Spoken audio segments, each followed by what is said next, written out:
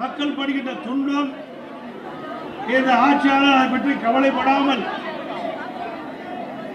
மக்கள் எக்கேடுகிட்டு போனாலும் பரவாயில்லை, தன் குடும்பம் மட்டும் செழித்து வளர்ந்தால் போதும் என்ற நிலையிலே இருக்கின்ற முதலமைச்சர் இன்றைக்கு இந்த நாட்டை ஆண்டு கொண்டிருந்தார். இன்றைக்கு மக்களுக்கு விடுவு காலம் குறைக்கின்ற காலம் வந்துவிட்டது. திராவிட முன்னேற்ற கழகம் எப்பொழுது ஆட்சியிலே அமர்ந்ததோ அன்று முதல் இன்று வரை எங்கே பார்த்தாலும் கஞ்சா விற்பனை, போதைப் பொருள் விற்பனை, கள்ளச்சாராய விற்பனை, இப்படி தமிழகம் முழுவதும் சர்வசாதாரணமாக கிராமத்தில் இருந்து நகரம் வரை போதை நடமாட்டம் அதிகரித்து விட்டது. போதைப் பொருள் விற்பனை ஜருவாக தமிழகத்தில் நடந்து கொண்டிருக்கிறது. இதை பற்றியெல்லாம் கவலைப்படாத முதலமைச்சர், பொம்மை முதலமைச்சர், ராணியற்ற முதலமைச்சர், திறமையற்ற முதலமைச்சர் திரு ஸ்டாலின் அவர்கள், ராணியற்ற முதலமைச்சர், திறமையற்ற முதலமைச்சர் திரு ஸ்டாலின் அவர்கள் இன்றைய தினம் நம்முடைய குழந்தைகளை சிறப்பான கல்வி கிடைக்க வேண்டும் என்ற அடிப்படையிலே பள்ளிக்கு அனுப்புகிறோம், கல்லூரியிலே படிக்க வைக்கின்றோம். அவருடைய எதிர்காலம் சிறக்க வேண்டும் என்ற அடிப்படையிலே எவ்வளவு கஷ்டத்துக்கு இடையிலும் நாம் பெற்ற பிள்ளை எதிர்காலத்திலே சிறப்பாக வாழ வேண்டும் என்ற அடிப்படையிலே நாம் பள்ளிக்கும் கல்லூரிக்கும் அனுப்பி வைக்கின்றோம். ஆனால் இன்றைய ஆட்சியாளருடைய கொடுமையால் அந்த பள்ளி மாணவர்கள் கல்லூரிகள் அருகிலே கஞ்சா விற்பனையால் இன்றைக்கு அந்த மாணவர்கள் அதற்கு அடிமையாகி அவள் சீரழியக்கூடிய காட்சி தமிழகத்திலே பார்க்கப்படுகிறது. இன்றைக்கு பத்திரிகையில் ஊடகங்கள் வருகின்ற பெரும்பாலான செய்தி இன்றைக்கு மாணவர்கள், இளைஞர்கள், பொதுமக்கள் போதைப் பொருளுக்கு அடிமையாகி சீரழியக்கூடிய காட்சியை அவ்வப்போது தொலைக்காட்சியிலும் பத்திரிகையிலும் பார்க்கக்கூடிய அவலங்களை கடந்த திராவிட முன்னேற்ற கழக ஆட்சியிலே பார்க்கப்படுகிறது. நெஞ்சையே பதற வைக்கின்ற சம்பவம் ஒன்று நடந்தது. திருநெல்வேலியிலே 9ஆம் வகுப்பு படிக்கின்ற மாணவிகள் பள்ளியிலே மது அருந்தக்கூடிய காட்சி எவ்வளவு வேதனையாக ஒரு சம்பவம் என்பதை நாம் எண்ணி பார்க்க வேண்டும். நம்முடைய குழந்தையுடைய எதிர்காலத்திற்காக பள்ளிக்கு அனுமதிக்கின்றோம். ஆனால் இந்த விடியா திமுக ஆட்சியிலே படிக்கிற காலத்திலே பள்ளியிலே மாணவிகள் மது அருந்துகின்ற காட்சி பத்திரிகையில் ஊடகத்தில் வருகின்றது. ஒரு வேதனையான சம்பவம். அதை பற்றியெல்லாம் இந்த அப்பா ஸ்டாலின் கவலைப்படுவதாக தெரியவில்லை. இன்றைக்கு தமிழகத்தில் உளவுத்துறை இருக்கின்றதா என்று மக்கள் கேட்கின்ற நிலைக்கு உளவுத்துறையுடைய செயல்பாடு செயலிழந்து இருக்கின்றது. இப்படிப்பட்ட சம்பவங்கள் நடைபெறுகின்ற பொழுது, போதைப் பொருள் விற்பனை அதிகரிக்கின்ற பொழுது அரசுக்கு உரிய முறையிலே தெரிவித்து அந்த உளவுத்துறை செயல்பட்டு இருக்க வேண்டும்.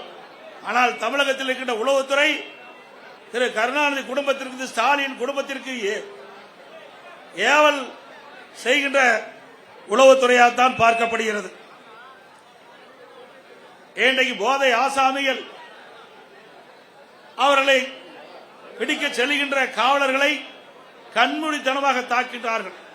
காவலருக்கே இந்த ஆட்சியில் பாதுகாப்பு இல்லாத ஒரு சூழ்நிலை விடியா திமுக ஆட்சியில் தான் பார்க்கப்படுகிறது. சில இடத்திலே அந்த போதை ஆசாமிகளால் கைது செய்ய முற்படுகின்ற பொழுது கத்தி காட்டி காவலர்களை மிரட்டுகின்ற காட்சி நாம் பத்திரிகையிலும் ஊடகத்திலும் பார்க்கக்கூடிய அவலங்களை தமிழகத்திலே இன்றைக்கு நிலவிக் கொண்டிருக்கின்றது. இன்றைக்கு பயிரை காப்பது வேலி, மக்களை காப்பது காவல்துறை. அந்த மக்களுக்கே பாதுகாப்பு இல்லாத ஒரு சூழ்நிலை தமிழகத்திலே நிலவிக் கொண்டிருக்கின்றது. அப்படிப்பட்ட அவல ஆட்சிதான் இன்றைக்கு தமிழகத்திலே நடந்து கொண்டிருக்கின்றது.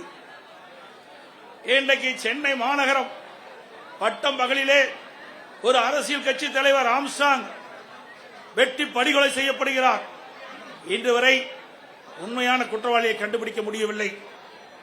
அதேபோல திராவிட முன்னேற்ற கழகத்திலே கூட்டணியில் அங்க வைக்கின்ற காங்கிரஸ் கட்சியினுடைய திருநெல்வேலி காங்கிரஸ் கட்சியுடைய மாவட்ட தலைவர் திரு ஜெயக்குமார் அவர்கள் வெட்டி சாக்கப்படுகிறார்.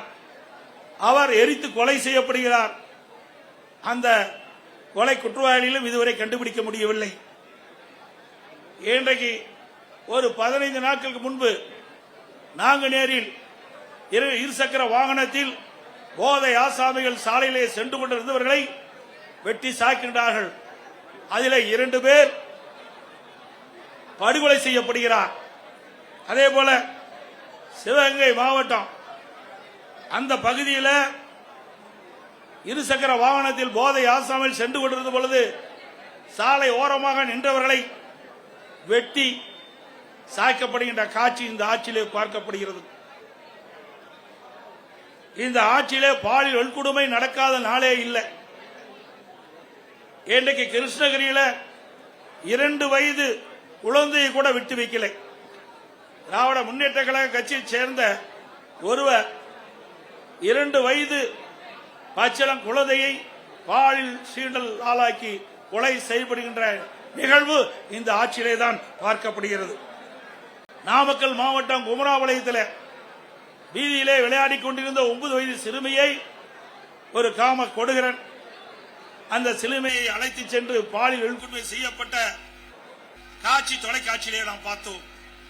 இதையெல்லாம் எந்த அளவுக்கு இந்த ஆட்சியிலே கொடுமை நடந்து கொண்டிருக்கின்றதை நாம் எண்ணி பார்க்க வேண்டும். இன்றைக்கு மதுராந்தகம் அருகிலே இருசக்கர வாகனத்திலே சென்று கொண்டிருந்த ஒரு பெண்மணியை சில பேர் கடத்தி சென்று பாலியல் வன்கொடுமை செய்கின்ற நிகழ்வு இந்த ஆட்சியிலே தான் பார்க்கப்படுகிறது. அண்மையிலே 3 நாட்களுக்கு முன்பு தூத்துக்குடி மாவட்டம் விளாத்திக்குளம் பகுதியிலே பள்ளியிலே படிக்கின்ற மாணவி அந்த மாணவியை கடத்தி சென்று பாலியல் வன்கொடுமை செய்து கொலை செய்கின்ற ஒரு துர்ப்பாக்கியமான ஆட்சி இந்த ஆட்சியிலே பார்க்கப்படுகிறது. அந்த உடலை வாங்க 3 நாட்கள் அந்த சம்பந்தப்பட்ட பெற்றோர்களுடைய உறவினர்கள் சாலையிலே மறியல் செய்த காட்சி நாம் தொலைக்காட்சியிலே பார்த்தோம். அதேபோல அண்ணா நகரிலே ஒரு சிறுமி பாலியல் சீண்டலுக்கு ஆளாக்கப்பட்டு நீதிமன்றம் மாநில காவல்துறை விசாரிக்கப்பட்டால் நியாயம் கிடைக்காது என்று சிபிஐ விசாரிக்க வேண்டும் என்று தீர்ப்பளிக்கப்பட்டது. அதை எதிர்த்து வெக்கங்கட்ட அரசு உச்சநீதிமன்றத்தில் மேல்முறையீடு செய்கிறது. அப்படி என்றால் கொலை குற்றவாளிகளை இந்த அரசு எப்படி பாதுகாக்குது என்பதை நாம் எண்ணி பார்க்க வேண்டும். அதேபோல கள்ளக்குறிச்சியிலே கள்ளச்சாராய் அருந்தி சுமார் 68 பேர் மரணம் அடைந்தார்கள். அதற்கு ஆளுங்கட்சி சேர்ந்தவர்கள் துணை நின்ற காரணத்தினாலே ஆளுங்கட்சியில் இருக்கின்ற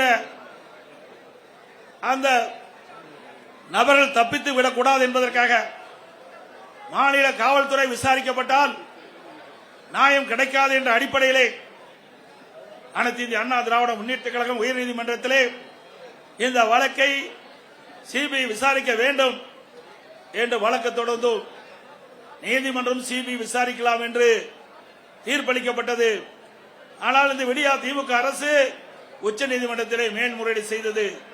இதிலிருந்து நாம் பார்க்க வேண்டும், குற்றவாளிகளுக்கு துணை நிற்கின்ற அரசாங்கமாக திரு ஸ்டாலின் அரசு செயல்பட்டது என்பதை நிரூபணமாயிருக்கின்றது. அதேபோல அண்ணா பல்கலைக்கழகத்திலே மாணவி பாலியல் சீண்டலுக்கு ஆளாக்கப்படுகிறார். அதிலே ஒரு அமைச்சர் திமுக கட்சி சேர்ந்தவர்கள் எல்லாம் ஈடுபட்டிருக்கின்றார்கள். ஆனால் அந்த வழக்கு நீத்து போகின்ற அளவுக்கு இன்றைய நிலைமை இருக்கின்றது. மீண்டும் அண்ணா திமுக ஆட்சி மலரும், இதை தூசி தட்டி எடுக்கப்பட்டு உண்மை குற்றவாளிகளை சட்டத்தின் முன் நிறுத்தப்படுவார்கள். அதேபோல இன்றைய ஆட்சியாளர்களை தினந்தோறும் கனிம வளங்கள் கொள்ளையடிக்கப்படுகின்றன. இன்றைக்கு கரூரிலே ரவுடிகளை வைத்து ஒரு நாள் ஒன்றுக்கு 3000 லாரிகளில் மணல் அள்ளப்படுகின்றது. தினந்தோறும் 1.5 கோடி ரூபாய்க்கு கனிம வளங்கள் கொள்ளை போகின்றன. பகிரங்கமாக மணல் கடத்தப்படுகிறது. நம்முடைய முன்னாள் அமைச்சர் அருமை சகோதரர் விஜயபாஸ் அவர்கள் காவல் நிலையத்தில் புகார் கொடுக்கின்றார். அங்கிருக்கின்ற மாவட்ட ஆட்சித்தளத்தில் புகார் கொடுக்கின்றார். சம்பந்தப்பட்ட துறை அதிகாரத்திலே புகார் கொடுக்கின்றார். எந்த புகாரும் அவர் எடுத்துக் கொள்ளப்படவில்லை. அதிகாரிகளுடைய துணை கொண்டு இதுவரை மணல் கொள்ளை சர்வசாதாரணம் நடந்து கொண்டிருக்கிறது. அங்கே ஒரு திமுக முன்னாள் அமைச்சர் முழுமையாக இந்த கனிம வள கொள்ளையிலே ஈடுபட்டிருக்கின்றார். ஆக இப்பொழுது இருக்கின்ற அதிகாரிகள் அத்தனை பேரும் இந்த கனிம வள கொள்ளைக்கு துணை வகிக்கின்றார்கள். அனைத்து இந்திய அண்ணா திராவிட முன்னேற்ற கழக அரசு உங்களுடைய மகத்தான ஆதரவை ஆட்சி அமைந்தவுடனே இந்த கனிம வள கொள்ளையிலே யாரெல்லாம் ஈடுபட்டார்கள், யாரெல்லாம் இதற்கு துணை நின்றார்கள், அவர்கள் மீதெல்லாம் சட்ட ரீதியாக நடவடிக்கை எடுக்கப்படும் என்பதை நேரத்தில் தெரிவித்துக் கொள்கின்றேன். இன்றைக்கு நாம் பார்ப்பதெல்லாம் நாம் வைத்திருக்கின்ற பணத்தை திருடுவார்கள், இல்லது வீட்டிலே திருடர்கள் பூந்து நகையை திருடுவார்கள். ஆனால் இன்றைக்கு விடியா திமுக ஆட்சியிலே உடல் உறுப்புகளை திருடுகின்ற ஒரே ஆட்சி இந்த ஆட்சியிலே தான் பார்க்கப்படுகிறது. சிந்தித்து பாருங்கள். நாமக்கல் மாவட்டம் அந்த பகுதியிலே வறுமையின் காரணமாக ஏழைகள் அவருடைய உடல் உறுப்பு கிட்னியை முறைகேடாக இன்றைக்கு திமுக கட்சி சேர்ந்த எம்எல்ஏ மருத்துவமனையிலே அழைத்து சென்று முறைகேடாக அவருடைய கிட்னியை இன்றைக்கு திருடியிருக்க என்று சொன்னால் இந்த ஆட்சி எப்படிப்பட்ட ஆட்சி என்பதை எண்ணி பார்க்க வேண்டும். அது மட்டுமல்ல, இது கண்டுபிடித்ததும் திராவிட முன்னேற்ற கழகம் தான். இதற்கு ஒரு குழு போட்டதும் திராவிட முன்னேற்ற கழகம் தான். ஆக இதையெல்லாம் கண்டுபிடித்த பிறகு சட்ட ரீதியாக இந்த மருத்துவமனை மீது எந்த நடவடிக்கை எடுக்கப்படவில்லை. ஆக அதிமுக ஆட்சி மலர்ந்தவுடன் இந்த கிட்னி முறைகேட்டில் ஈடுபட்ட அந்த மருத்துவமனை சம்பந்தப்பட்டவர்கள் மீது சட்ட ரீதியாக அதிமுக அரசு நடவடிக்கை எடுக்கப்படும். இது எவ்வளவு கொடுமையானது. நாட்டிலே பாதுகாப்பு கொடுக்கக்கூடிய ஒரு அரசாங்கம் அந்த ஆளுங்கட்சி சேர்ந்த எம்எல்ஏ மருத்துவமனையிலே இப்படிப்பட்ட கொடுமையான நிகழ்வு நடைபெற்று சொன்னால் இந்த ஆட்சி எப்படிப்பட்ட ஆட்சி என்பதை மக்கள் எண்ணி பார்க்க வேண்டும். இன்றைய தினம் அமைச்சரவையில் இடம்பெற்றிருக்கின்ற ஒரு துறை நகர்ப்புற வளர்ச்சித்துறை, குடிநீர் வழங்கத்துறை. அந்த துறையிலே அமலாக்கத்துறை இன்றைக்கு ஆய்வு செய்யப்பட்டு சோதனையிடப்பட்டு அந்த சோதனையிலே கிடைக்கப்பட்ட ஆதாரத்தின் அடிப்படையிலே இவர்கள் மீது நடவடிக்கை எடுக்க வேண்டும் என்று அரசுக்கு காவல்துறை, உயர்ந்த காவல்துறைக்கு அறிக்கை அனுப்பப்படுகிறது. 3 முறை அறிக்கை அனுப்பப்பட்டது அமலாக்கத்துறையின் மூலமாக. இதுவரை நடவடிக்கை எடுக்கப்படவில்லை. இன்றைக்கு இந்த துறையைச் சேர்ந்த அமைச்சர்கள், இந்த துறையைச் சேர்ந்த அதிகாரிகள் மீது இன்றைக்கு அந்த அமலாக்கத்துறை ஆதாரத்தோடு கண்டுபிடிக்கப்பட்ட அறிக்கையின் அடிப்படையிலே அங்கே முதல் தகவல் அறிக்கை பதிவு செய்யப்பட வேண்டும். ஆனால் இதுவரை செயல்படவில்லை. உடனடியாக அனைத்து இந்திய அண்ணா திராவிட முன்னேற்ற கழக கட்சி உயர்நீதிமன்றத்தில் வழக்கு தொடரப்பட்டு நீதி அரசர் இன்றைக்கு அமலாக்கத்துறை ஆதாரத்தோடு கண்டுபிடிக்கப்பட்டிருக்கிறது.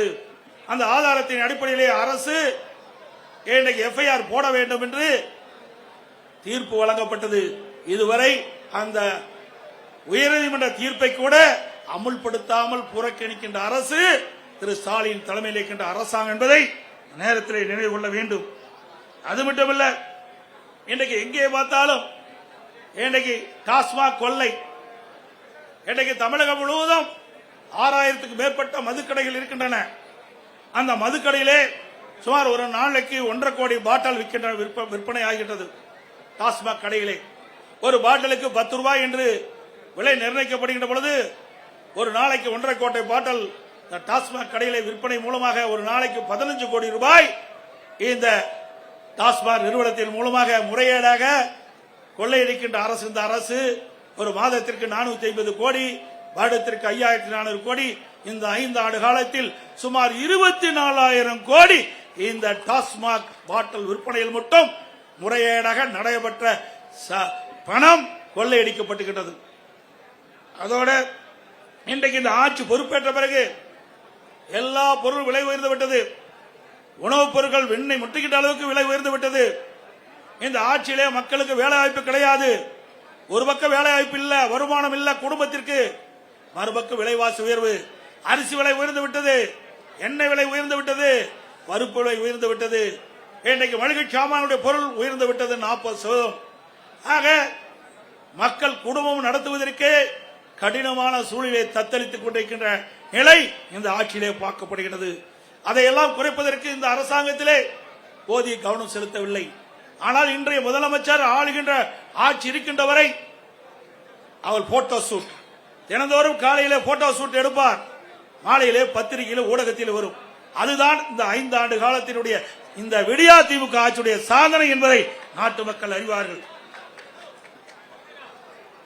அதேபோல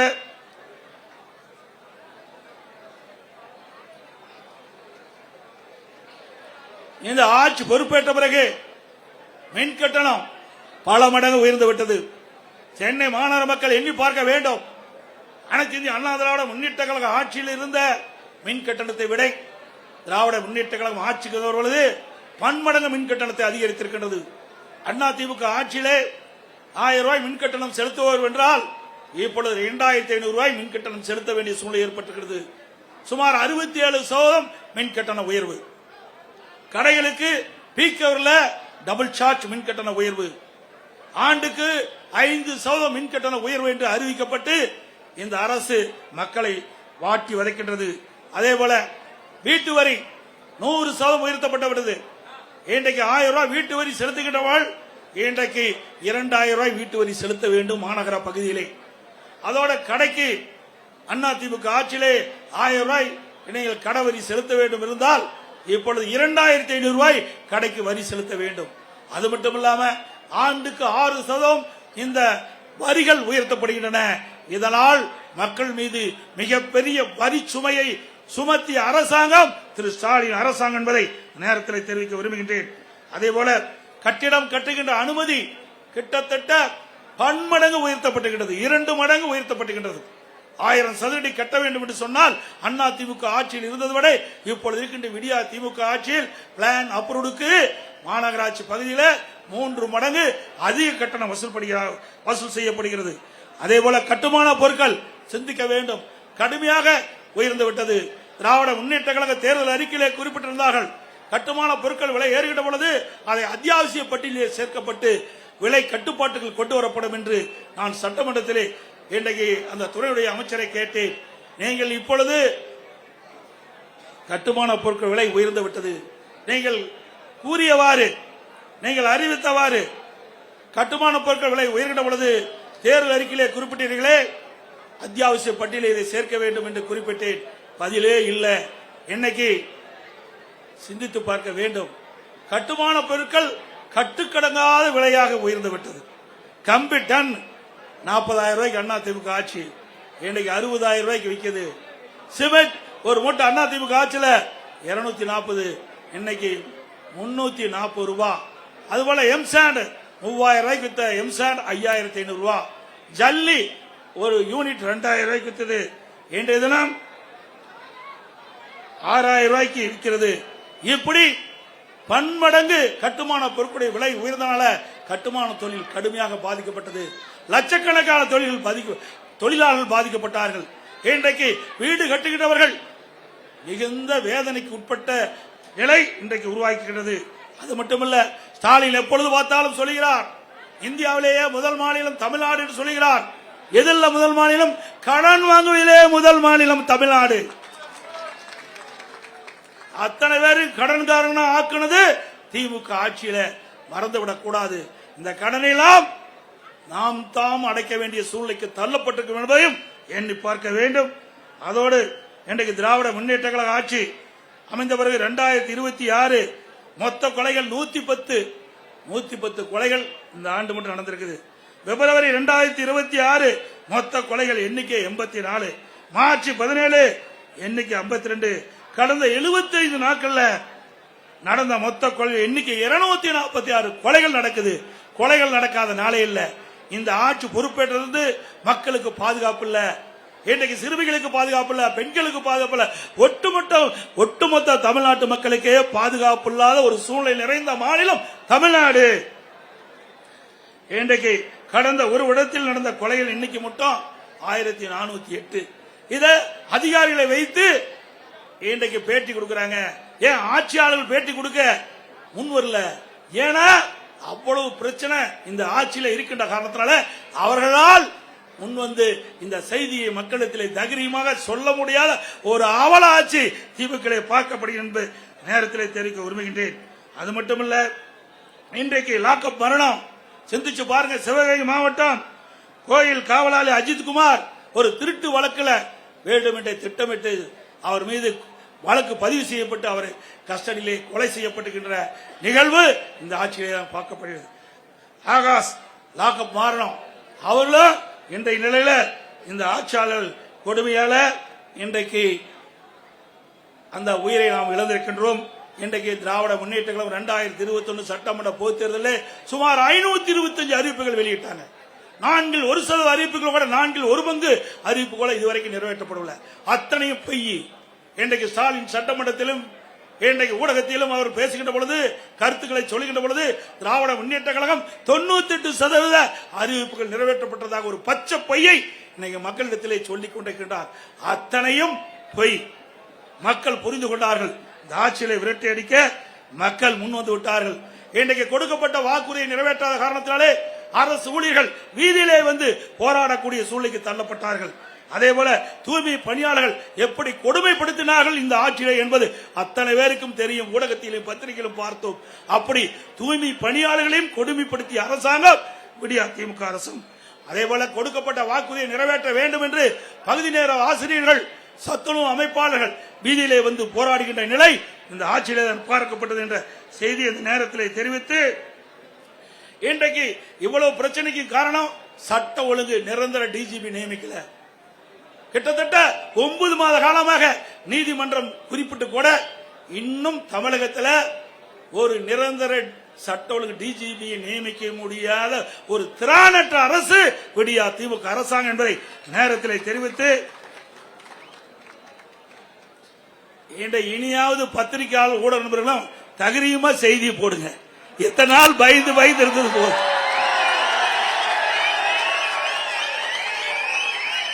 நான் சொல்லுவது அத்தனையும்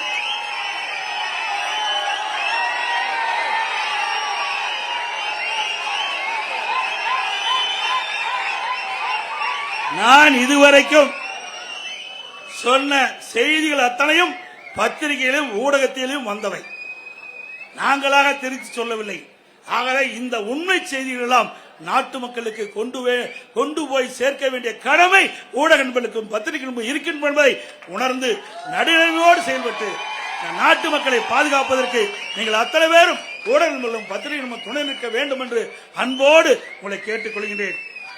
மக்கள் ஒரு ஆட்சி அகற்றப்பட வேண்டும். குடும்ப ஆட்சிக்கு முட்டுப்புள்ளி வைக்கின்ற தேர்தல் இந்த தேர்தல். ஊழல் விளம்பரம் மட்டும் செய்த திமுக ஆட்சியின் ஆட்டம் கடந்த 15ஆம் தேதியோடு முடிவு கட்டப்பட்டு விட்டது. தமிழ்நாட்டிற்கு இன்னைக்கு வசந்த காலம் ஆரம்பிக்கப்பட்டு விட்டது. பெண்களுக்கு பாதுகாப்பான ஆட்சி விரைவிலே மக்களால் கொடுக்கப்படுவதால் இளைய சமுதாயத்திற்கு ஒளிமயமான எதிர்காலம் காத்துக் கொண்டிருக்கின்றது. மே மாதம் ஆட்சிக்கு வருவோம், நல்ல ஆட்சி அமைப்போம். நடைபெறவுள்ள சட்டமன்ற பொதுத் தேர்தலிலே அனைத்து இந்திய அண்ணா திராவிட முன்னேற்ற கழகம் தலைமை தாங்கியுள்ள தேசிய ஜனநாயக கூட்டணி அதிக இடங்களிலே வெற்றி பெற வேண்டும். அனைத்து இந்திய அண்ணா திராவிட முன்னேற்ற கழக வேட்பாளர் நிற்கின்ற தொகுதியிலே இரட்டை சின்னத்திலே வாக்களித்து வெற்றி பெற செய்யுங்கள்.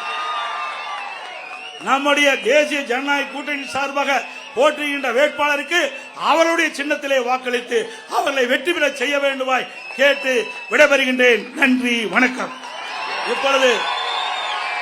இப்பொழுது ஆர்ப்பாட்டம் வாசிக்கப்படும். அதை திருப்பி நாம் ஒவ்வொருவரும் குறிப்பிட வேண்டும் என்று அன்போடு கேட்டுக்கிறேன்.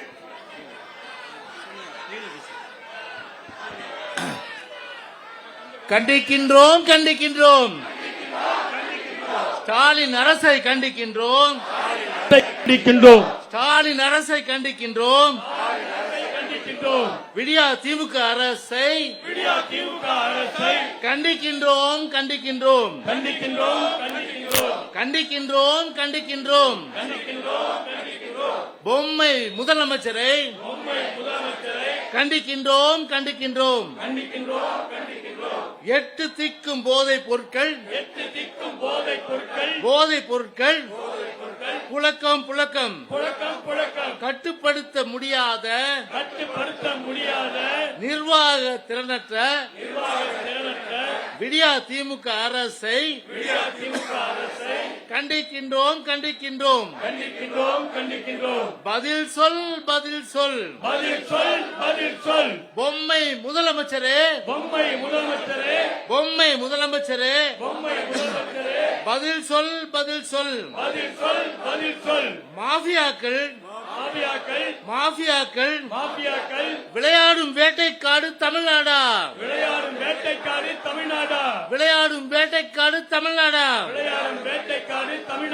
போதைப் பொருட்கள் விற்கின்ற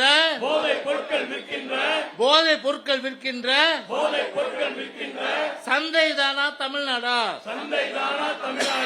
திரித்தது யார்? புத்தகம் சுமக்கும் கைகளிலே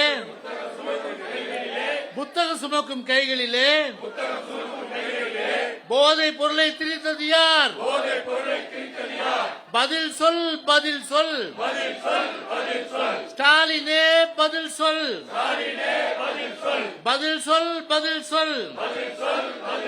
விடியா திமுக அரசே பதில் சொல். 8 திக்கும் கஞ்சா வாசம்.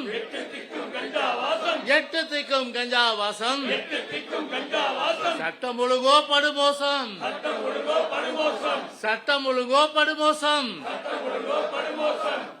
மோசம் சட்டம் ஒழுங்கு. மக்களின் வாழ்க்கை விடிய ஆட்சியில் நாசம். ஐயோ நாசம்.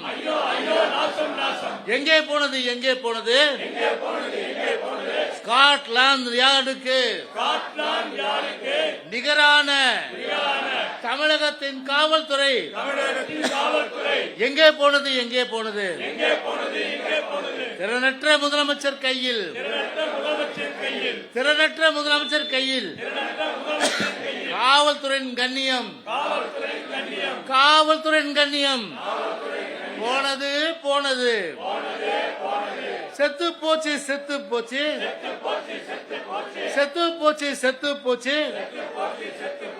சட்டம் ஒழுங்கு செத்து போச்சு. பாதுகாப்பில்லை.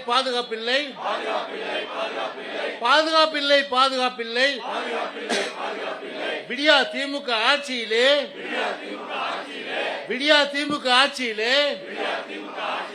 போட்டோ ஷூட் நடத்தும் ஸ்டாலின் ஆட்சியிலே பாதுகாப்பில்லை.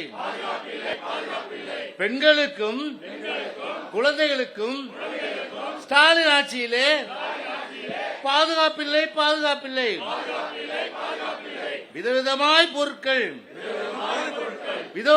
போதைப் பொருட்கள் தமிழ்நாட்டில் நடமாட்டம்.